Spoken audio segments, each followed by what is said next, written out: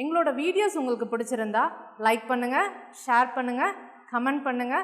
மறந்துடாம சப்ஸ்கிரைப் பண்ணிட்டு கூடவே இருக்க பெல் ஐகானை கிளிக் பண்ணிடுங்க. so that எங்களோட வீடியோஸ் உங்களுக்கு மிஸ் ஆகாம வந்துட்டே இருக்கும். Hi everyone and welcome back to UGTRB English class. So in the previous class we have started with unit 8, so which is very important to our UGTRB English syllabus. So introduction to the language and linguistics.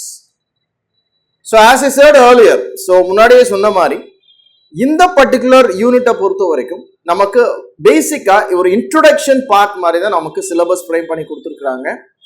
Detailed அப்படின்ற ஆஸ்பெக்ட்ல எந்த டாபிக்ஸும் நமக்கு கொடுக்கல. Introduction to language and linguistics, to the study of language and linguistics அப்படின்னும் போது the title, the யூனிட்டோட title அதுல இருந்தே நம்ம கிளியரா புரிஞ்சுக்கலாம். இன்ட்ரோடக்ஷன் லாங்குவேஜ்னா என்ன, லிங்குவிஸ்டிக்ஸ்னா என்னன்னு பேசிக்கா நாம புரிஞ்சுக்கணும் அப்படின்ற மாதிரி தான் இந்த பர்டிகுலர் யூனிட் வாஸ் டிசைன். இதுல 5 இம்பார்ட்டன்டான உங்களுக்கு டாபிக்ஸ் வந்து இந்த பர்டிகுலர் யூனிட்ல நமக்கு கொடுத்துருக்காங்க. இதுல first 2 we have already seen in the previous classes. Linguist அப்படின்றவங்களும் இல்ல லிங்குவிஸ்டிக்ஸ் அப்படின்றதும் என்ன மாதிரியான ஆஸ்பெக்ட் அப்படின்னு இது வரைக்கும் நம்ம பார்த்த 2 சாப்டர்ல நமக்கு புரிஞ்சிருக்கும். லிங்குவிஸ்டிக்கோட view towards language. So language அப்படின்னா எல்லாத்துக்கும் தெரியும், இட் இஸ் அ மொழி. இந்த லாங்குவேஜை சயின்டிஃபிக்கா படிக்கிறாங்க, இல்ல சயின்டிஃபிக்கா அதை அனலைஸ் பண்றாங்க, சயின்டிஃபிக்கா ரிசர்ச் பண்றாங்க அப்படின்னா ஸோ தோஸ் ஸ்டடி, அந்த படிப்புக்கு பேரு தான் நம்ம லிங்குவிஸ்டிக்ஸ் அப்படின்னு நம்ம சொல்றோம். இந்த ரிசர்ச் பண்ற certain people we call them as linguist. so இந்த linguistோட வேலை என்ன, ஒரு பர்டிகுலர் லாங்குவேஜை வியூ பண்றாங்க, அதோடைய பாசிபிலிட்டிஸ் என்ன அப்படின்றத செக் பண்றாங்க. இந்த பாசிபிலிட்டிஸ் அப்படின்றது in all manners. So people எப்படி அந்த லாங்குவேஜை யூஸ் பண்றாங்க, ஒரு லாங்குவேஜ் எப்படி அந்த பீப்புளுக்கு கம்ஃபர்டபிலிட்டியை கொடுக்குது, at the same time language உடைய ஹிஸ்டாரிக்கல் ஆஸ்பெக்ட். ஸோ இது எல்லாமே ஃபோக்கஸ் பண்றது தான் இந்த லிங்குவிஸ்டோடைய ஒரு வேலை. ஸோ அக்கார்டிங் டு லிங்குவிஸ்ட், ஒரு லாங்குவேஜை லெட்டர்ஸ்ல இருந்து பார்க்காம, நம்ம ட்ரெடிஷ்னலா நம்ம ஸ்கூல்ல படிச்ச கிராமர்ல நம்ம பார்த்துருப்போம், லெட்டர்ஸ் சொல்லி கொடுத்துருப்பாங்க, ஆல்பபெட் சொல்லி கொடுத்துருப்பாங்க. இந்த லெட்டர்ஸ் தான் எதை ஃபார்ம் பண்ணுது, வேர்டை ஃபார்ம் பண்ணுதுன்னு சொல்லியிருப்பாங்க. இந்த வேர்டு ஃபார்ம் பண்ணது எது, சென்டென்ஸ், இதெல்லாம் சொல்லி கொடுத்துருப்பாங்க. பட் இங்க கொஞ்சம் வித்தியாசமா லிங்குவிஸ்ட் என்ன சொல்றான் அப்படின்னா, லாங்குவேஜ் உடைய ஃபார்மேஷனுக்கு த பேசிக் எதுல இருந்து ஆரம்பிக்குது அப்படின்னா phonology, which is meant to be a soundsல இருந்து தான் ஆரம்பிக்குது அப்படின்னு சொல்றாங்க. We know very well English languageல we have almost 44 sounds. We have 26 alphabet, 26 letters இருக்கு, பட் 44 sounds இருக்கு. இந்த 44 sounds தான் பேஸ்ன்னு சொல்றாங்க ஒரு லாங்குவேஜை உருவாக்குறது, ஒரு ஃபார்முக்கு கொண்டு வரதுக்கு. இந்த லாங்குவேஜை ஃபார்ம் கொண்டு வரதுன்னா என்ன அர்த்தம், இல்ல லாங்குவேஜை கம்யூனிகேட் பண்ற அளவுக்கு உருவாக்குறது, அதுக்கு பிகினிங் அப்படின்னா சவுண்ட் சிஸ்டம். இந்த சவுண்ட்ஸ் எல்லாம் ஒன்று சேர்ந்து தான் ஒரு வேர்டை கொடுக்குது. அந்த வேர்டுக்கு லிங்குவிஸ்டிக்ஸ்ல என்ன சொல்றாங்க, மார்ஃபீம் அப்படின்னு சொல்றாங்க. ஒரு சவுண்டுக்கு ஃபோனீம்னு சொல்றாங்க. ஒரு 3 சவுண்டு சேர்ந்து இல்ல 4 சவுண்டு சேர்ந்து ஒரு வார்த்தை உருவாக்குது அப்படின்னா தட் வேர்ட் மார்ஃபீம் அப்படின்றது தான் வேர்டு. வேர்டுக்கு மார்ஃபீம் அப்படின்னு சொல்றாங்க. இந்த டேர்ம்ஸ், லிங்குவிஸ்டிக் டேர்ம்ஸ் மட்டும் நாம கரெக்டா ஃபோக்கஸ் பண்ணணும். ஏன்னா அதுல கொஞ்சம் வேரி ஆகும் நமக்கு. இங்க சவுண்டுன்னு சொல்றது, அங்க ஃபோனீம்னு சொல்றதும், இங்க வேர்டுன்னு சொல்றது, அங்க மார்ஃபீம்னு சொல்றதும், இந்த மாதிரி ஆஸ்பெக்ட். தென் சிமான்டிக்ஸ். ஸோ இதெல்லாம் நம்ம லாஸ்ட் சாப்டர்ல we have looked on. இந்த யூனிட்ல நமக்கு 2 டிஸ்கிரிப்டிவா படிக்க சொல்லி கொடுத்துருக்குறாங்க. அதுல ஒண்ணு வந்து இந்த ஃபோனாலஜி, அதை நம்ம முன்னாடியே பார்த்துட்டோம். அது இல்லாம இன்னும் அப்படின்னா நம்ம மார்ஃபாலஜியும் சிமான்டிக்ஸ், இது 2ஐயும் பார்க்க வேண்டியதா இருக்கும்.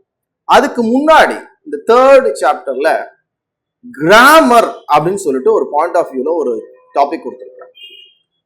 நார்மலா கிராமர் அப்படின்னாவே நிறைய பேத்துக்கு அது மேல ஒரு அட்ராக்ஷன் இருக்காது, போரான ஒரு விஷயம், புரியாது அப்படின்னு நினைப்பாங்க. இல்ல கிராமர் கிளாஸ்னாவே பாதி பேத்துக்கு பயம் அதிகமாயிரும். இந்த மாதிரி ஆஸ்பெக்ட் நம்ம ஸ்கூல்ஸ்ல இருந்தே ஃபாலோ பண்ணிட்டு வர ஒரு விஷயம்.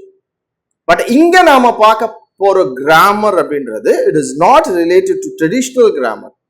ட்ரெடிஷ்னலா நாம இப்ப படிச்ச கிராமர் பத்தி இல்லை. லிங்குவிஸ்டிக் ஆஸ்பெக்ட்ல கிராமர்னா என்ன அப்படின்றத தெரிஞ்சுக்க போறோம், அவ்வளவுதான். பட் லிங்குவிஸ்டிக் ஆஸ்பெக்ட்ல நம்ம தெரிஞ்சுக்கணும் அப்படின்னா அதுக்கு முன்னாடி ட்ரெடிஷ்னலா கிராமர்னா என்ன அப்படின்ற பாயிண்ட் ஆஃப் வியூல இருந்துச்சு அப்படின்றதையும் புரிஞ்சுக்கணும். இப்ப நாம படிச்சோம் கிராமர்லாம், இங்கிலீஷ் ஸ்கூல்லயும் சரி காலேஜ்லயும் சரி கிராமர் சொல்லி கொடுத்துருப்பாங்க. அப்ப கிராமரோட வேலை என்ன, எதுக்கான அந்த கிராமர்? ஒரு லாங்குவேஜ்ல கிராமர் எதுக்கு? இங்கிலீஷா இருந்தாலும் கிராமர் இருக்கு, தமிழா இருந்தாலும் இலக்கணம்னு ஒண்ணு இருக்கு. எதுக்கு, அதோட யூஸ் என்ன அப்படின்றத தான் தெரிஞ்சுக்கிட்டு அதுக்கப்புறம் we move into linguistic aspectல கிராமர்னா என்ன அப்படின்றத ஃபோக்கஸ் பண்ணுவோம். See here, grammar, it is difficult to say which came earlier. நமக்கு கிராமர்னு ஸ்கூல்ல கத்து கொடுத்துருப்பாங்க, என்னன்னா சர்டன் ரூல்ஸ்னு கத்து கொடுத்துருப்பாங்க. இந்த ரூலை நீ ஃபாலோ பண்ணினா லாங்குவேஜ்ல தப்பு இல்லாம பேசலாம், தப்பு இல்லாம எழுதலாம் அப்படின்னு ஒன்று சொல்லி கொடுத்துருப்பாங்க நம்ம டீச்சர்ஸ். அப்ப லாங்குவேஜ் அப்படின்றது, கிராமர் அப்படின்றது என்ன? It is nothing but rule. Rules எதுக்கு ஃப்ரேம் பண்றோம்? இப்போ நம்ம ஸ்கூல்ல படிக்கும் போது ரூல்ஸ் இருந்திருக்கு, காலேஜ்ல படிக்கும் போது ரூல்ஸ் அப்படின்னு இருந்திருக்கு, வெவ்வேறு நிறைய ஆர்கனைசேஷன்ஸ் ஒர்க் கல்ச்சர் போகும்போதும் அங்க சர்டன் ரூல்ஸ் அப்படின்னு ஒன்று இருக்கு. எதுக்காக அந்த ரூல்ஸ் அப்படின்னா very simple, to follow. Rules எதுக்கு ஃப்ரேம் பண்றது? ஃபாலோ பண்றதுக்காக தான் ஃப்ரேம் பண்றது. ஃபாலோ பண்ணீங்க அப்படின்னா நல்லா இருக்கும், நல்லது அப்படின்றது தான். அப்போ அதே மாதிரிதான் லாங்குவேஜ்ல we have ரூல்ஸ். அந்த ரூல்ஸ்க்கு வேற பேர் தான் என்னது? கிராமர். அப்ப இந்த கிராமரோ இல்ல இந்த ரூல்ஸோ இதை எதுக்கு கொடுத்துருக்காங்க லாங்குவேஜ்ல? Very simple, to follow. அப்படி ஃபாலோ பண்ணா என்ன நடக்கும்? when you follow the rules in your language, you can speak that particular language without any error, or you can write that particular language without any error. அவ்வளவுதான். தப்பு இல்லாம பேசவோ எழுதவோ அந்த லாங்குவேஜ்ல கொஞ்சம் ஃபெமிலியாரிட்டி அதிகமா ஆகிறதுக்கு இந்த ரூல்ஸ் அப்படின்றது. அப்ப இந்த ரூல்ஸ் ரொம்ப முக்கியமா அப்படின்னா அப்சல்யூட்லி முக்கியம் தான். நிறைய பேர் வேற மாதிரி யோசித்து வச்சிருப்போம், என்னன்னா கிராமர் கம்ப்ளீட்டா நான் ஃபோக்கஸ் பண்ணாதான் நான் இங்கிலீஷ் பேசவே ஆரம்பிப்பேன் அப்படின்ற மாதிரிலாம் நிறைய பேர் இருக்கும். But it's a wrong methodology. Linguist பிரகாரம் அது லாங் மெத்தடாலஜி தான். ஏன்னா லிங்குவிஸ்ட் என்ன சொல்றான், கிராமர் தெரிஞ்சுக்கிட்டு தான் நீ ஒரு லாங்குவேஜை படிக்கணும்னு அவசியம் கிடையாது. ஒரு லாங்குவேஜை ஃபர்ஸ்ட் பேசு, நீ தப்பு தப்பா பேசினாலும் பரவாயில்ல, you first speak language, then later then you can apply your grammar part or rules in your language அப்படின்றோம். ஆனா நம்ம என்னன்றோம், கிராமர் தெரிஞ்சாதான் ரூல்ஸ் தெரிஞ்சாதான் இங்கிலீஷ்லேயே பேசுவோம் அப்படின்றது. அப்படி நம்ம இருந்தோம்னா கடைசி வரைக்கும் நம்மளால இங்கிலீஷ் பேசவே முடியாது. ஸோ ரூல்ஸை அப்ளை பண்ண போறோம் லாங்குவேஜ்ல. அப்ளை பண்றதோடைய விளைவு என்ன? நமக்கு எந்த எரர்ஸும் இல்லாம ஒரு கம்யூனிகேஷன் நம்மளால பண்ண முடியும். Simply it's a form of a formula. மேக்ஸ்ல ஒரு ஃபார்முலா இருக்குன்னு வச்சுக்கோங்களேன். அந்த ஃபார்முலாவை நான் என்ன பண்றோம், நம்ம ஃபார்முலாவோ தியரமோ இருக்கு அப்படின்னா என்ன பண்றோம், மைண்ட்ல ஏத்திக்கிறோம். அந்த மைண்ட்ல ஏத்திட்டு அந்த ஃபார்முலாவை என்ன பண்றோம், ஒரு சம்ல அப்ளை பண்றோம். அப்படி அப்ளை பண்ணும்போது அந்த சம் நமக்கு என்ன கொடுக்குது, ஒரு ப்ராப்பரான ஒரு அவுட்புட் அப்படின்றது கிடைக்கும். So this is the way you are going to apply the grammar in language. அந்த அப்ளை பண்ண அந்த ரூலை அந்த லாங்குவேஜ் என்ன பண்ணுது, எடுத்துக்கிட்டு நமக்கு என்ன தருது, ஒரு ப்ராப்பரான ஒரு லாங்குவேஜ் நமக்கு தருது வித்தவுட் எனி மிஸ்டேக்ஸ். ஸோ இதுதான் ஒரு கிராமருடைய ஒரு வேலை, அவ்வளவுதான். இப்போ கிராமர் அப்படின்றது பெரிய விஷயம்லாம் ஒண்ணுமே கிடையாது. It's very simple thing. It's a rule. Follow பண்ண கத்துக்கிட்டோம் அப்படின்னா it's very simple. That's it. So here it is a question, என்ன, where are which come earlier, which came earlier, லாங்குவேஜா கிராமரா? ஏன்னா லாங்குவேஜுக்கு தானே நீங்க ரூல்ஸ் ஃபார்ம் பண்ணிருக்கிறீங்க. அப்ப கிராமர் ஃபார்ம் பண்ணிட்டு அதை ரூலை ஃபார்ம் பண்ணிட்டு தான் லாங்குவேஜ் வந்துச்சா, இல்ல லாங்குவேஜ் வந்த பிறகு இந்த லாங்குவேஜ் இப்படிதான் ஃபாலோ பண்ணணும்னு கிராமரை நீங்க கண்டுபிடிச்சிங்களா, ரூல்ஸ் தான் கண்டுபிடிச்சிங்களா? இது யாரோட கேள்வி அப்படின்னா ஒரு லிங்குவிஸ்டோட கேள்வி. யாருக்கிட்ட கேட்கிறான்? the person who framed the rule, traditional grammarians. இந்த ட்ரெடிஷனல் கிராமரியன்ஸ் என்ன பண்றான், கிராமர் ரூல்ஸை ஃபார்ம் பண்ணி நம்ம கொடுத்துட்டான். நாம வேற வழி இல்லாம அதை என்ன பண்றோம், ஃபாலோ பண்றோம். இப்போ அவங்களுக்கான கேள்வி என்ன அப்படின்னா இதுதான், எது வந்தது முதல்ல, கிராமரா இல்ல லாங்குவேஜா? ஒரு லாங்குவேஜ் தான் முதல்ல வந்துச்சு அப்படின்னா அந்த லாங்குவேஜ் அப்படியே ஃபாலோ பண்ணிட்டு போக வேண்டியது தானே, எதுக்கு கிராமர்? இல்ல கிராமர் தான் முன்ன வந்துச்சுன்னா ஒரு லாங்குவேஜ் வராம எப்படி நீங்க கிராமரை முன்னாடி கொடுப்பீங்க? So it's a good question to be asked. இவன் அதை தான் கேட்கிறாங்க. இதுக்கான பதில் அப்படின்றது நம்மளால சொல்ல முடியாது. சில பேர் இப்படின்னுவாங்க, சில பேர் அப்படி அப்படின்றத பதில சொல்லுவாங்க. See, grammar was an attempt to discover certain patterns in language structure. லாங்குவேஜ்ல we have a structureங்க. இந்த ஸ்ட்ரக்சரு, இந்த பேட்டர்னு, இதெல்லாம் வந்து லிங்குவிஸ்டிக் டேர்ம்ஸ்ல அடிக்கடி நம்ம கம் அக்ராஸ் பண்ற சில வேர்ட்ஸ். இதெல்லாம் ஞாபகம் வச்சுக்கணும். ஸ்ட்ரக்சர் அப்படின்றது ஒன்றும் இல்லை. லாங்குவேஜ்க்கு வி ஹாவ் அ ஸ்ட்ரக்சர். ஒரு சென்டென்ஸ் இஸ் அ ஸ்ட்ரக்சர். ஒரு சென்டென்ஸ் அப்படின்னு வந்தாவே அது ஒரு ஸ்ட்ரக்சர் ஃபார்ம் ஆகி தான் இருக்கு. அதுதான் பேட்டர்ன். அப்படின்னா என்ன? We have certain pattern in sentence structure. என்ன பேட்டர்ன்? ஃபார் எக்ஸாம்பிள், ஒரு சென்டென்ஸ்ல நவுன் இருக்கலாம், வேர்ப் இருக்கலாம். அப்ப நவுன் பிளஸ் வேர்ப் இது ரெண்டும் சேர்ந்து ஒரு சென்டென்ஸை கொடுக்குதுன்னு வச்சுக்கோங்க. Birds fly. அப்ப பேர்ட்ஸ் அப்படின்றது நவுனு, ஃப்ளை அப்படின்றது வேர்ப். அப்ப நவுன் அப்படின்னு ஒண்ணு இருக்கு, வேர்ப் அப்படின்னு ஒண்ணு இருக்கு. அப்போ இது ஒரு பேட்டர்ன், இது ஒரு பேட்டர்ன். இது ரெண்டையும் சேர்க்கும் போது அது ஒரு பேட்டர்னா உருவாகுது. என்ன உருவாகுது? Noun plus verb. சோ இந்த பேட்டர்ன் உங்களுக்கு எதை தருது? ஒரு சென்டென்ஸ் ஸ்ட்ரக்சரை உங்களுக்கு தருது அப்படின்னு சொல்றாங்க. அப்ப இந்த கிராமர்ல உங்களுக்கு ப்ராப்பரான ஒரு சென்டென்ஸ் ஸ்ட்ரக்சர், சென்டென்ஸ் பேட்டர்ன் அப்படின்றது கொடுக்கப்படும். எப்ப நாம ஒரு பர்டிகுலர் சென்டென்ஸ் சொல்லுவோம் அப்படின்னா, only when it gives meaning. ஒரு சென்ஸ் இருக்கும். ஒரு அர்த்தம் இல்லாத ஒரு வாக்கியத்தை நாம பேசும் போது அது வந்து ஒரு வாக்கியம் அப்படின்னு நம்மளால சொல்ல முடியாது. சென்டென்ஸோட டெஃபினிஷன் நமக்கு ஞாபகம் இருக்கும், ஸ்கூல்ல சொல்லி கொடுத்துருப்பாங்க. The group of words which gives meaning or sense னு சொல்லிருக்கும். வெறும் group of words is not a sentence. நிறைய வார்த்தைகள் இருக்கு, ஒன்னு சேர்த்துட்டேன், அது சென்டென்ஸ் ஆயிடுமானா?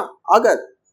அது எப்போ அர்த்தத்தை கொடுக்குது, எப்போ அது மீனிங்கை கொடுக்குதோ அப்பதான் அது வந்து சென்டென்ஸ். அப்போ மீனிங் கொடுக்கறதுக்கு, அர்த்தத்தை கொடுக்கறதுக்கு என்ன தேவை? ஒரு ரூல் தேவை, ஒரு கிராமர் அப்படின்ற ஒரு விஷயம் தேவை. அந்த கிராமர் அப்படின்ற ஒரு விஷயம் இருக்கிறனாலதான் நவுனுங்க, நவுனுக்கு அப்புறம் வேர்புங்க அப்படின்னு நம்ம ஃபார்ம் பண்றோம். அந்த ஸ்ட்ரக்சரை ஃபார்ம் பண்றோம். பார்ட்ஸ் ஆஃப் ஸ்பீச் நம்ம படிச்சிருப்போம். நவுனு, வேர்பு, அட்ஜெக்டிவ், ப்ரிப்போசிஷன், இதெல்லாம் எப்படி ஃபார்ம் பண்ணணும் அப்படின்றது தானே ரூல், அதுதானே கிராமர். அப்போ இந்த பாயிண்ட்ல என்ன சொல்ல வராங்க? ஒரு லாங்குவேஜோட ஸ்ட்ரக்சரையோ அதுல இருக்கிற சர்டன் பேட்டர்ன்ஸையோ கரெக்டா ஃபார்ம் பண்றதுக்கு, டிஸ்கவர் பண்றதுக்கு நமக்கு என்ன தேவைங்க? கிராமர் அப்படின்ற ஒரு விஷயம் தேவை. Without grammar how you form a sentence, அப்படியே ஃபார்ம் பண்ணாலும் இந்த சென்டென்ஸ் கரெக்டா தப்பா எப்படி நமக்கு தெரியும்? ஒரு ரூல் இருக்கனாலதான் இந்த சென்டென்ஸ் தப்புப்பா, இதுக்கு அர்த்தம் இல்லப்பா அப்படின்னு நமக்கு சொல்றாங்க. அப்போ கிராமரோட வேலை என்ன? ஒரு லாங்குவேஜோட ஸ்ட்ரக்சரை, பேட்டர்ன்ஸை அழகா ஃபார்ம் பண்ணி கொடுக்கறதுல ஒரு அட்டெம்ப்ட் எடுக்குது கிராமர் அப்படின்னு சொல்லுவோம். இப்போ விதோட கிராமர் ஒரு சென்டென்ஸோடைய மீனிங்ஃபுல் ஆர்கனைசேஷனை நம்மளால கொண்டு வர முடியாது. An attempt to classify words and sentences. ஒரு வேர்ட்ஸ் சென்டென்சஸையும் வேர்ட்ஸையும் கிளாசிஃபை பண்ணுது கிராமர். எப்படி கிளாசிஃபை பண்ணுது? ஒரு வேர்டை எடுத்தோம்னா அது நவுனா, வேர்பா அப்படின்ற ஒரு கிளாசிபிகேஷன் வருதா? அது ப்ரிப்போசிஷனா, கன்ஜங்ஷனா, ஒரு கிளாசிபிகேஷன் வருதா? So that gives grammar. Grammar தானே நமக்கு சொல்லி கொடுக்குது. ஏஎன்டி அண்ட் அப்படின்னா அது வந்து கன்ஜங்ஷன் பா, அது வந்து ப்ரிப்போசிஷன் கிடையாது, அது வந்து நவுன் கிடையாது, தட் இஸ் அ கன்ஜங்ஷன். அப்போ வேர்ட்ஸை கிளாசிஃபை பண்றதுக்கு கிராமர் அப்படின்ற ஒரு விஷயம் தேவை. இல்லைன்னா அது என்ன வார்த்தை அப்படின்றது நமக்கு தெரியாது. ரெண்டாவது சென்டென்சஸ். சென்டென்சஸ்லயும் நமக்கு சில கிராமட்டிக்கல் விஷயங்கள் இருக்கு இல்லையா? நிறைய சென்டென்சஸ் நாம படிச்சிருக்கோம், அதை கிளாசிஃபையும் பண்ணிருக்கிறோம். கைண்ட்ஸ் ஆஃப் சென்டென்சஸ் ஞாபகம் இருக்கும், இல்ல கிளாசிபிகேஷன் ஆஃப் சென்டென்சஸ் ஞாபகம் இருக்கும். இந்த கைண்ட்ஸ் ஆஃப் சென்டென்சஸ்னா என்ன? இந்த டிக்ளரேட்டிவ், அசர்ட்டிவ் இதெல்லாம் நம்ம படிச்சிருப்போம். Exclamatory, interrogative. அப்போ ஒரு சென்டென்ஸை பார்த்தோம்னா இது இந்த சென்டென்ஸ் தான். கொஸ்டின் ஃபார்ம்ல இருக்கா, அப்ப இந்த சென்டென்ஸ் வந்து இன்ட்ராகேட்டிவ் சென்டென்ஸ் தான், இது வந்து எக்ஸ்க்ளமேட்டரி கிடையாது. எப்படி சொல்றோம்? Because we classify sentence according to the grammar. கிராமருக்கு ஏத்த மாதிரி அந்த சென்டென்ஸை நம்ம என்ன பண்றோம்? கிளாசிஃபை பண்றோம். Simple sentence, complex sentence, compound sentence பிரிக்கிறோமா? ஒரு சென்டென்ஸ் மெயின் கிளாஸ் மட்டும் இருந்ததுன்னா அது சிம்பிள் சென்டென்ஸ் சொல்றோம். இதுவே ரெண்டு மெயின் கிளாஸ் இருந்துச்சு அப்படின்னா அது வந்து காம்பவுண்ட் சென்டென்ஸ் சொல்றோம். எப்படி சொல்றோம்? According to the grammar we classify sentences as different parts, different kinds. அப்போ வேர்ட்ஸை கிளாசிஃபை பண்றதுக்கும் சென்டென்ஸை கிளாசிஃபை பண்றதுக்கும் நமக்கு என்ன தேவைப்படுது? கிராமர் அப்படின்ற ஒரு விஷயம் தேவைப்படுது. Then to arrive some rules. So இதுதான் முக்கியம். கடைசியா ரூல்ஸ் அப்படின்றது. அப்ப இதெல்லாம் பண்றதுக்கு கிராமர் தேவைப்படுது அப்படின்னும் போது certain ரூல்ஸ் நமக்கு தேவைப்படுது லாங்குவேஜ்க்கு. ஒரு வேர்டை ஃபார்மேட் பண்றதுக்கோ ஒரு சென்டென்ஸ் ஸ்ட்ரக்சர் பண்றதுக்கோ நமக்கு கிராமர் அப்படின்ற சர்டன் ரூல்ஸ் தேவைப்படுது லாங்குவேஜை பொறுத்தவரை. மாடர்ன் லிங்குவிஸ்ட் அப்படின்னா இவன் ட்ரெடிஷ்னல் கிராமரியனுக்கு ஆப்போசிட். ட்ரெடிஷ்னல் கிராமரியன் என்ன சொல்றான்? கிராமரை ஃபாலோ பண்ணி லாங்குவேஜை யூஸ் பண்ணு. மாடர்ன் லிங்குவிஸ்டிக் என்ன சொல்றான்? ஃபர்ஸ்ட் லாங்குவேஜை யூஸ் பண்ணு, அதுக்கப்புறம் கிராமரை கத்துக்கோ. இதுதான் இவங்க ரெண்டு பேர்த்துக்கு உள்ள வேரியேஷன்ஸ். ட்ரெடிஷ்னல் கிராமர் பிரகாரம் தான் நாம இப்போ அந்த பேசிஸ்ல தான் நாம படிச்சுட்டு வந்திருக்கிறோம். ஸ்கூல்ல எல்லாம் நம்ம ட்ரெடிஷ்னலா தான் சொல்லி கொடுத்தாங்க. கிராமர் கத்துக்கோ, அதுக்கப்புறம் தான் லாங்குவேஜ் ஒன்னால பேச முடியும், எழுத முடியும். பட் மாடர்ன் லிங்குவிஸ்ட் என்ன சொல்றான்? ஃபர்ஸ்ட் லாங்குவேஜை யூஸ் பண்ணு, தப்போ கரெக்டா யூஸ் பண்ணு, then try to input your grammar rules. அப்ப நீ அப்புறம் உன்னுடைய இதுல தப்பு ஏதாவது இருக்குன்னா மாத்திக்கோ அப்படின்றது மாடர்ன் லிங்குவிஸ்டோட ஒரு தாட். See, அவன் என்ன சொல்றாங்க? So modern linguists affirm any scientific study of language has to be descriptive, not prescriptive. இந்த டிஸ்கிரிப்டிவ் பிரிஸ்கிரிப்டிவ் அப்படின்றது ப்ரீவியஸ் சாப்டர்ல நம்ம பார்த்தோம். ஒரு லாங்குவேஜை ரெண்டு விதமா ஸ்டடி பண்ணலாம். ஒன்னு சின்க்ரோனிக், இன்னொன்னு டயக்ரோனிக்னு படிச்சோம் இல்லையா? அதுக்கு இன்னொரு பேர் தான் டிஸ்கிரிப்டிவ் பிரிஸ்கிரிப்டிவ். ஒரு லாங்குவேஜை இப்போ அந்த லாங்குவேஜ் எப்படி இருக்கு, இந்த லாங்குவேஜ்ல என்ன மாதிரியான இன்புட் பீப்புள் யூஸ் பண்றாங்க, இதுதான் what you call it as descriptive. இந்த லாங்குவேஜ் இப்போ மாடர்ன் இங்கிலீஷ்ன்றோம்.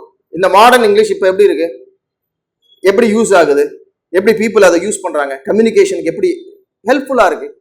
இப்போ இந்த லாங்குவேஜ் இப்போ எப்படி இருக்கோ அதை பத்தின ஒரு ஸ்டடி, அதை தான் டிஸ்கிரிப்டிவ்னு சொல்றோம். மாடர்ன் லிங்குவிஸ்டிக் இதை தான் வந்து அக்செப்ட் பண்றான், டிஸ்கிரிப்டிவ் தான் அக்செப்ட் பண்றான். பிரிஸ்கிரிப்டிவ் அப்படின்றது என்னது? ஹிஸ்டாரிக்கல்.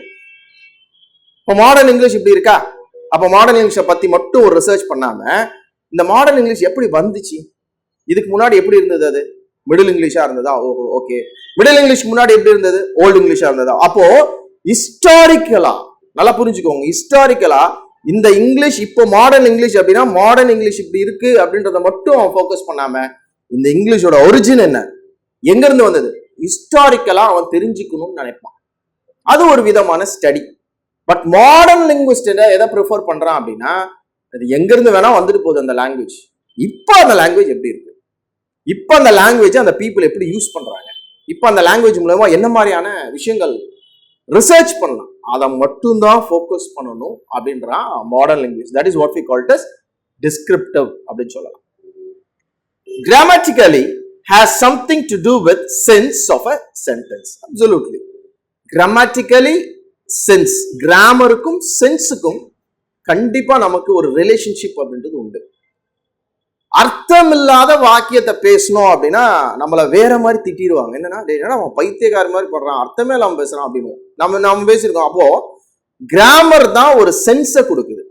அப்ப சென்ஸே இல்லாத சில வார்த்தைகளையோ சில வாக்கியத்தையோ நம்ம பேசும்போது நம்மளுடைய கேரக்டரே அங்க மாற ஆரம்பிக்குது. அப்போ கிராமரோட ரோல் பாருங்க ரொம்ப முக்கியம். அர்த்தம் கொடுக்கும். அர்த்தம் இல்லாம வாக்கியத்தை நம்ம பேசும்போது நம்மள என்னன்னு சொல்லிடுவாங்க, பைத்தியம்னு சொல்லிடுவாங்க. அப்ப கிராமர் இஸ் வெரி எசென்ஷியல். எதுக்கு? சென்ஸ், மீனிங், அர்த்தம் கொடுக்கிறதுக்கு நமக்கு அது ரொம்ப முக்கியம் அப்படின்னு சொல்லுவாங்க. So grammar gives ability to distinguish a sentence and a non-sentence. Yes, இதை நம்ம ஏற்கனவே பார்த்தோம். ஒரு சென்டென்ஸா இல்ல அது வந்து சென்டென்ஸ் இல்லையா அப்படின்றத டிஃபரன்ஷியேட் பண்ணி காட்டுறதே கிராமர் தான். இந்த கிராமர் இருந்தாதான் ஓகே இது வந்து படிச்சு பார்த்துட்டு அர்த்தம் இருக்கா, இது வந்து ஒரு சென்டென்ஸ் அப்படின்னு சொல்லுவோம். இல்ல இது அர்த்தமே இல்ல, சென்டென்ஸே இல்ல அப்படின்னா அப்ப கிராமரோட ரோல் இல்ல. அப்ப the grammar makes a sentence and non-sentence ஓட டிஃபரன்ஸ கொடுக்குது. Grammar makes to understand the relationship between meaning and sentence.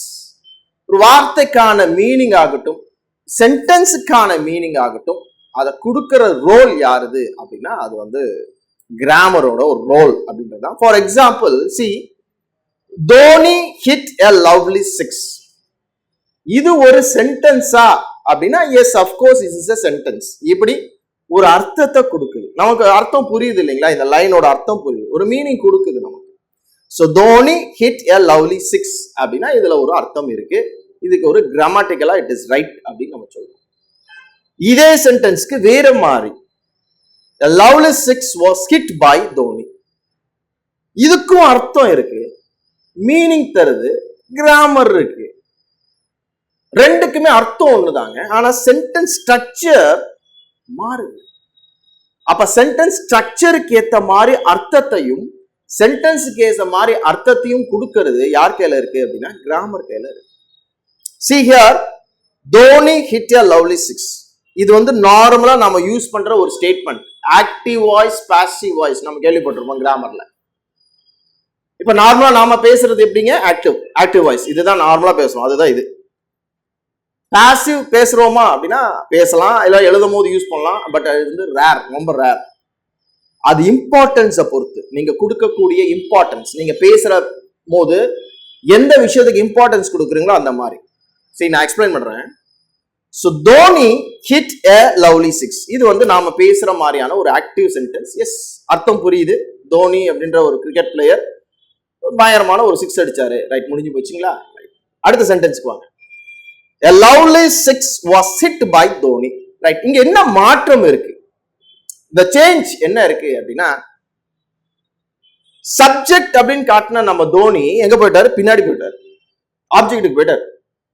ஆப்ஜெக்ட்னு காட்டின நம்ம லவ்லி சிக்ஸ் அடிச்சது சப்ஜெக்ட்டுக்கு வந்துருச்சு. சென்டென்ஸ் ஸ்ட்ரக்சர் மாறிடுச்சு, பட் அர்த்தம் ஒண்ணுதான். But one more thing you should find out, the importance. இங்க we are giving importance to the character. யாரு சிக்ஸ் அடிச்சா? தோனி அடிச்சாருப்பா, அதான் ஃபர்ஸ்ட்.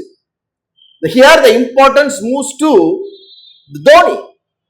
பட் இந்த சென்டென்ஸ்ல இம்பார்ட்டன்ஸ் யாருக்கு போகுது பாருங்க. A lovely six was hitங்க. சிக்ஸ், செம்ம சிக்ஸ்பா. யாரு அடிச்சாங்க? அது வந்து ரெண்டாவது இம்பார்ட்டன்ஸ் தான். இங்க இம்பார்ட்டன்ஸ் யாருக்கு போகுது? சிக்ஸுக்கு தான் போகுது. அது தோனி அடிச்சாரா இல்ல விராட் கோலி அடிச்சாரான்றது ரெண்டாவது விஷயம், ரெண்டாவது டிஸ்கஷன். அப்ப இப்ப இம்பார்ட்டன்ஸ் இந்த சென்டென்ஸ்ல யாருக்கு மாற ஆரம்பிக்குது? இந்த பர்சனுக்கு மாற ஆரம்பிக்குது. பர்சன் பின்னாடி போயிட்டாரு, முன்னாடி யார் வந்திருக்கிறா? அவர் அடிச்ச செயல். சிக்ஸ் தான் முக்கியம் நமக்கு, யார் அடிச்சாங்கன்றது முக்கியம் கிடையாது. இந்த மாதிரி ஸ்டேட்மெண்ட்டை நீங்க கொடுக்கணும், இந்த மாதிரி ஸ்டேட்மெண்ட்டை நீங்க பேசணும், அதுவும் கிராமட்டிக்கலா ரைட் தாங்க. அப்போ we use these kinds of structure differs, but the meaning is same. The importance varies. Here we give the importance to the character, but here we give the importance to the action. So இந்த மாதிரி statement all எதால உருவாக்க முடியும்? ஒரு கிராமரால உருவாக்க முடியும். Grammar is said to operate between phonology and semantics. Phonology நமக்கு தெரியும், study of sounds. Semantics we know, meaning, ஒரு வார்த்தையுடைய அர்த்தம். இந்த சிமாண்டிக்ஸ்ல இன்னும் நம்ம லிங்குவிஸ்டிக்ஸ் எல்லாம் என்ன பண்றாங்க? ரிசர்ச் பண்ணிக்கிட்டு தான் இருக்காங்க, வேரியஸ் கைண்ட்ஸ் ஆஃப் ரிசர்ச்சஸ். ஏன்னா சிமாண்டிக்ஸ் வந்து ஒரு கன்ஃபியூஸ்டான ஒரு ஸ்டேட். ஒரு வார்த்தைக்கு அர்த்தம் அப்படின்றத படிக்கிறது ரொம்ப கஷ்டம். ஏன்னா ஒரு வார்த்தைக்கு ஏகப்பட்ட அர்த்தம் இருக்கு இங்கிலீஷ்ல. அப்ப தே ஆல்சோ கொஞ்சம் சஃபர் ஆறாங்க, அதோட ரிசர்ச்ல கொஞ்சம் சஃபர் ஆறாங்கன்னு சொன்னா. ஸோ கிராமரோட ரோல் ஃபினாலஜிலையும் இருக்கு, சிமாண்டிக்ஸ்லயும் இருக்கு. ஏன்னா ஒரு வார்த்தையோட அர்த்தம் கொடுக்கறதுலயும் இருக்கு, ஒரு வார்த்தையை உருவாக்குறதுலயும் இருக்கு. எப்படி உருவாக்குறதுல உங்களுக்கு கிராமர்? ஆமா, ஆர்டர் ஆஃப் சவுண்ட்ஸ். பேட்ன்றோம், BAT, ப ஒரு சவுண்ட், அ ஒரு சவுண்ட், ட ஒரு சவுண்ட். இதை ப்ராப்பரா ஆர்டர் பண்ணாதான் பேட்னு வரும். இந்த சவுண்ட்ஸை மாத்தி போட்டு பாருங்க, பேட் வராது. அப்போ what happens? Ordering of sounds also very important. Also includes morphology. Yes, morphology, formation of sentence.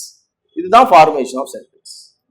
இந்த ஃபார்மேஷன் கரெக்டா இருக்கணும்ல நமக்கு கிராமருக்கு. ஃபார் எக்ஸாம்பிள், ஹிட்டை முன்னாடி போட்டு தோனியை பின்னாடியும், லவ்லியை இங்க போட்டு ஏவ இங்கேயும், சிக்ஸை வந்து முன்னாடி வேற எங்கேயா நடுவில் போட்டோம்னா அது ஒரு சென்டென்ஸா அப்படின்னா சென்டென்ஸ் கிடையாது. அப்போ formation of words is important. அதுதான் what we call it as morphology. அப்போ மார்ஃபாலஜி முக்கியம், ஃபினாலஜி முக்கியம், and at same time semantics. இது மூணு லெவல் ஆஃப் லிங்குவிஸ்டிக் லெவல்ஸும் கிராமருக்கு ரொம்ப ரொம்ப முக்கியம் அப்படின்றான். யார் சொல்றா? மாடர்ன் லிங்குவிஸ்ட் சொல்றான். A sentence is defined as a group of words that make sense. இது நார்மலா தெரிஞ்ச ஒரு விஷயம். ஒரு சென்டென்ஸ் அப்படின்றது group of wordsங்க that make sentence. இது யாரோட டெஃபினிஷன்? ட்ரெடிஷ்னல் கிராமருடைய டெஃபினிஷன். இதை அக்செப்ட் பண்ணி தான் ஆகணும் நாம. ஏன்னா ஒரு குரூப் ஆஃப் வேர்ட்ஸ் சேர்ந்தது அப்படின்னா அது வந்து ஒரு சென்டென்ஸ் ஆயிடாது. அதுக்கு ஒரு அர்த்தம் தரணும், அதுக்கு ஒரு மீனிங் அப்படின்றது கொடுக்கணும். அப்படி கொடுத்தாதான் அதுக்கான ஒரு ஃபுல்ஃபில்மெண்ட் கிடைக்கும். certain definitions given by linguists. ஸோ லிங்குவிஸ்டிக்ஸ்ல நம்ம டெக்ஸ்ட் புக்ல பார்த்தோம் அப்படின்னா certain definitions கொடுத்துருக்குறாங்க கிராமருக்கு. பட் ட்ரெடிஷ்னல் கிராமர்ல கிராமர்னா என்ன? It is nothing but certain rules, set of rules அப்படின்னு தான் வரும். நீங்க டிக்ஷனரியில கூட கிராமர்னா என்னன்னு பார்த்தீங்கன்னா செட் ஆஃப் ரூல்ஸ் தான் வரும். என்னன்னா ரூல்ஸ் எதுக்கு? அது to follow in a language. ஒரு லாங்குவேஜ்ல அந்த ரூல்ஸ் என்ன பண்ணணும்? அப்ளை பண்ணணும். அவ்வளவுதான் கிராமர் அப்படின்றது, வேற எதுவும் பெருசா கிடையாது. பட் இங்க லிங்குவிஸ்ட் என்ன மாதிரியான டெஃபினிஷன்ஸ் தராங்க அப்படின்றது பார்க்கலாம். Grammar is a set of rules which helps to understand language. இவ்வளவுதான். கிராமர் அப்படின்றது ரூல்ஸ் தாங்க. அந்த ரூல்ஸ் எதுக்கு யூஸ் ஆகுதுங்க? To understand language. ஒரு லாங்குவேஜோட பயன் என்ன? புரியணும். புரியாம நாம இன்னொருத்துக்கிட்ட ஒரு லாங்குவேஜும் அவரு நம்ம கிட்ட ஒரு லாங்குவேஜும் பேசினா சம்பந்தம் இல்லை. இப்போ நமக்கே தெரியாத ஒரு லாங்குவேஜ்னு வச்சுக்கோங்க. இப்போ நமக்கு ஹிந்தி தெரியாது, யாரோ ஒருத்தர் வந்து நம்ம கிட்ட ஹிந்திலேயே பேசிட்டு இருக்காருன்னா வாட் இஸ் த யூஸ்? நமக்கு புரியல, பட் என்ன யூஸ் இருக்கு? ஒண்ணுமே யூஸ் இல்லை. ஒன்லி அந்த லாங்குவேஜை உங்களால புரிஞ்சிக்க முடிஞ்சது அப்படின்னா தான் அதுல பயன் உண்டு, அதுல யூஸ் உண்டு. அப்ப லாங்குவேஜ் அப்படின்றது யூ ஷுட் அண்டர்ஸ்டாண்ட். அது எதால கொடுக்க முடியும்? Only certain rules in a grammar. கிராமரால தான் அது கொடுக்க முடியும். Number 2, grammar is the structural foundation of our ability to express ourselves. Structural foundation, structure இங்க பார்த்தோம்ல, அதே ஸ்ட்ரக்சர் தான். இப்ப நம்ம பேசுறதுக்கு வாக்கியம் தேவை. அந்த வாக்கியம் அப்படின்றதே ஒரு ஸ்ட்ரக்சர் தான். அந்த வேர்ட்ஸ் எல்லாம் ஃபார்ம் பண்ணி இந்த மாதிரி நவுனு, நவுனுக்கு அப்புறம் வேர்பு, வேர்புக்கு அப்புறம் அட்ஜெக்டிவ் என்ன, அட்ஜெக்டிவ் இல்லை அட்வர்ப் என்ன, அட்வர்ப், அப்படி வச்சு ஃபார்ம் பண்றோம் பாத்தீங்களா? That formation is what we call it as structure. The more we are aware, அதை எந்த அளவுக்கு நாம ரொம்ப Avera தெரிஞ்சுக்கிறோமோ, and how it works, அது எப்படி வேலை செய்யுது, அந்த கிராமரை அப்ளை பண்ணும்போது அது லாங்குவேஜ்ல என்ன மாதிரியான வேலைகள் செய்யுதுன்னு நம்ம புரிஞ்சுக்கிறோம், அதை பத்தி தெரிஞ்சுக்கிறோம் அப்படின்னா the more we can monitor the meaning, அந்த அளவுக்கு ஒரு லாங்குவேஜ்ல கிராமருடைய அர்த்தத்தையும் and effectiveness of the way we use language, அந்த லாங்குவேஜை யூஸ் பண்ற அந்த எஃபெக்டிவ்னஸும் என்ரிச் ஆகும். அப்போ நல்லா புரிஞ்சுக்கோங்க, ரொம்ப கிளியரான ஒரு டெஃபினிஷன் இதுதான் நமக்கு வேணுங்க. ஸோ கிராமர் அப்படின்றது இட்ஸ் வெரி திங். அதுல நம்ம ரொம்ப அவேர் ஆயிட்டோம்னு வச்சுக்கோங்க. ஓ இதுதான் கிராமரா, இவ்வளவுதான் கிராமரா அப்படின்னு தெரிஞ்சுக்கிட்டோம்னு வச்சுக்கோங்களேன். It's very simple that you can monitor the meaning and effectiveness of your usage. நீங்க யூஸ் பண்றத உங்களால மானிட்டர் பண்ண முடியும், இந்த யூஸ் பண்றதை இஃபெக்டிவா உங்களால கொடுக்க முடியும். ஒரு லாங்குவேஜ்ல நீங்க கம்ஃபர்டபிலிட்டியா இருக்கணும், இஃபெக்டிவா இருக்கணும் அப்படின்னா கிராமர்ல யூ ஷுட் பி அவேர் அப்படின்றது தான் இதோடைய அர்த்தம். அப்ப கிராமர் அப்படின்ற ஒரு விஷயத்த நாம புரிஞ்சுக்கணும், அதை பத்தின ஒரு விழிப்புணர்வு தெரிஞ்சுக்கணும். கிராமர் முக்கியம், அது போர் கிடையாது, அது எனக்கு தேவை. நான் ஒரு லாங்குவேஜ் படிச்சிருக்கேன், இந்த லாங்குவேஜ்ல நான் ப்ராமினன்ட் ஆகணும் அப்படின்னா இதுவும் எனக்கு வேணும் அப்படின்ற விஷயத்த நீங்க புரிஞ்சுக்கணும்.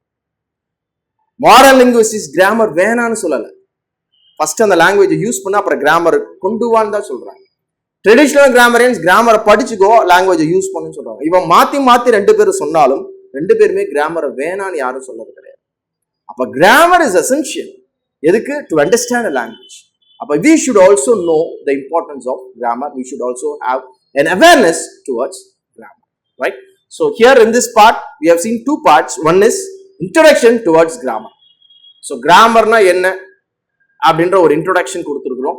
And at the same time definitions of linguistic ஏற்ற மாதிரி ஒரு டெஃபினிஷன். ஸோ இது ரெண்டு we have seenங்க.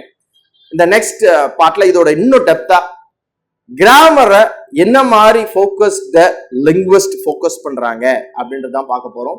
இதுல நாம ஸ்கூல்ல படிச்ச எந்த grammar parts of speech, tense forms, simple compound complex அந்த மாதிரி கிராமர்லாம் எதுவுமே இதுல பார்க்க போறது இல்லை. கொஞ்சம் தெளிவாயிக்கோங்க. ஸோ அந்த கிராமரே இங்க கிடையாது, அதெல்லாம் ட்ரெடிஷ்னல், அதோட முடிஞ்சு போச்சு. இங்க நாம பார்க்குற கிராமர் லிங்குவிஸ்ட் சொல்ற கிராமர், அதனாலதான் லிங்குவிஸ்டிக்ஸ்ல நாம இதை பார்க்குறோம். ஸோ லிங்குவிஸ்டிக்ஸ் ஆஸ்பெக்ட்ல கிராமர்னா என்ன அப்படின்ற ஃபோக்கஸ்ட தான் நம்ம பார்த்துட்டு இருக்கோம். அதை தான் இன்னும் அடுத்தடுத்த கிளாஸஸ்ல we are going to continue, right? So in the next part we will meet in the same topic. Thank you.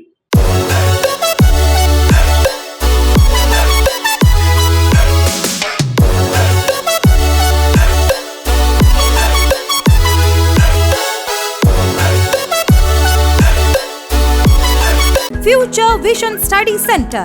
SKS Hospital Road, opposite to Hotel Lakshmi Prakash, near New Bus Stand, Salem. Cell 90420 30163.